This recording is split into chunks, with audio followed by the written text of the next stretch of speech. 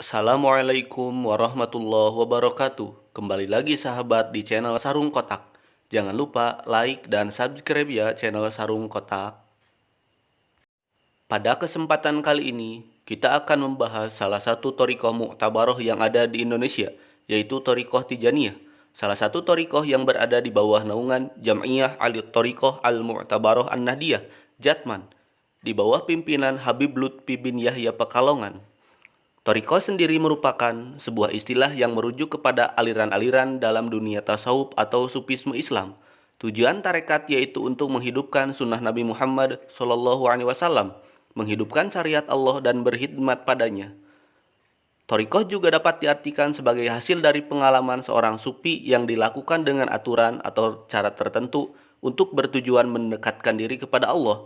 Dalam perkembangannya, thariqah menamai kelompok mereka menjadi pengikutnya dengan nama syekh yang mempunyai pengalaman tertentu dalam mendekatkan diri kepada Allah atau syekh yang mendirikan thariqah tersebut.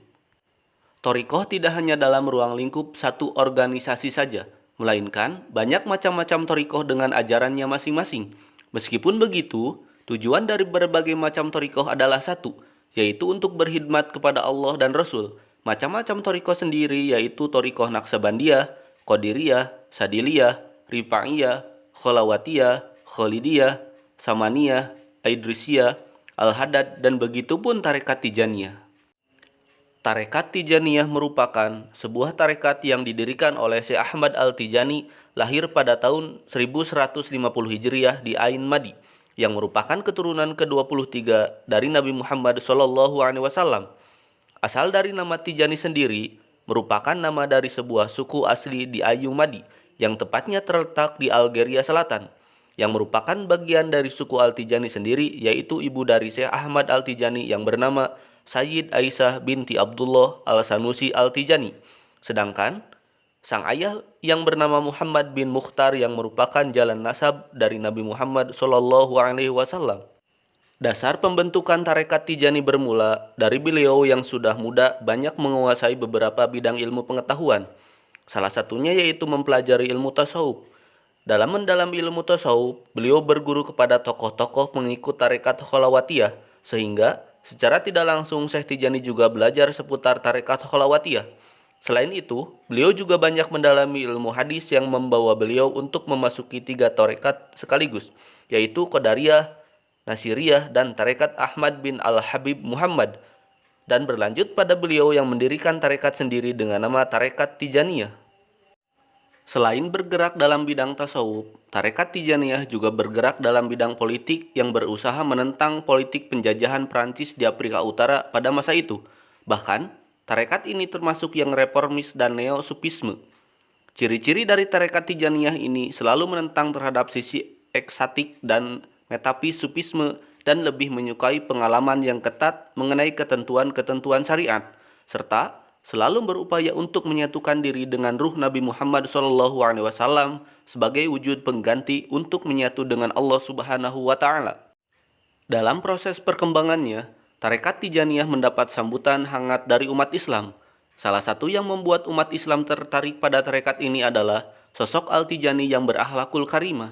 Beliau selalu memperlihatkan perilaku yang baik di hadapan umat Islam. Dalam tarekat Tijaniyah ini lebih menitik beratkan pada kesatuan dengan ruh Nabi Muhammad SAW dengan dikirnya.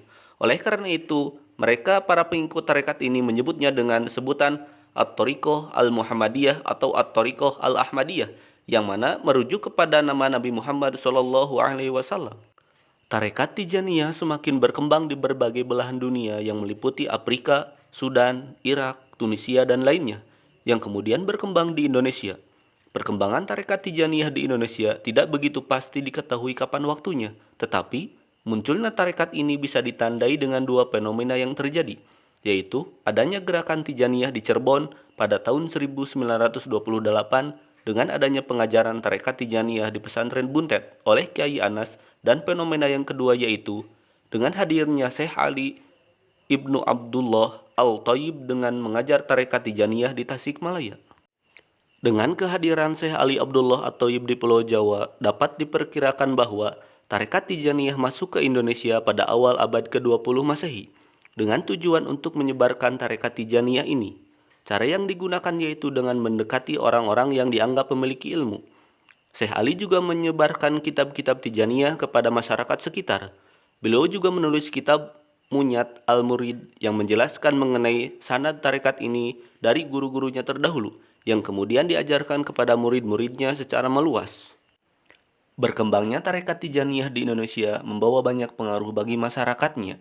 Peranan dalam bidang dakwah yaitu bentuk peranan pembinaan masyarakat dalam hal keagamaan dengan membangun manusia yang sempurna dan berguna bagi dirinya sendiri maupun orang lain. Pembinaan yang dilakukan yaitu dalam bentuk pengajian dalam majelis-majelis taklim, masjid atau tempat lainnya. Kehadiran tarekat Tijaniyah baik secara langsung maupun tidak langsung telah banyak menunjukkan peranan dalam kehidupan masyarakat. Peranan tersebut terlihat dalam berbagai kegiatan yang dilakukan oleh para tokoh Tijaniyah. Kegiatan warga Tijaniyah yang menonjol terlihat dalam berbagai bidang, seperti bidang dakwah, politik, organisasi sosial, serta pendidikan, dan hal-hal yang lain yang dapat bermanfaat bagi masyarakat. Jangan lupa like dan subscribe ya channel Sarung Kotak. Wassalamualaikum warahmatullahi wabarakatuh.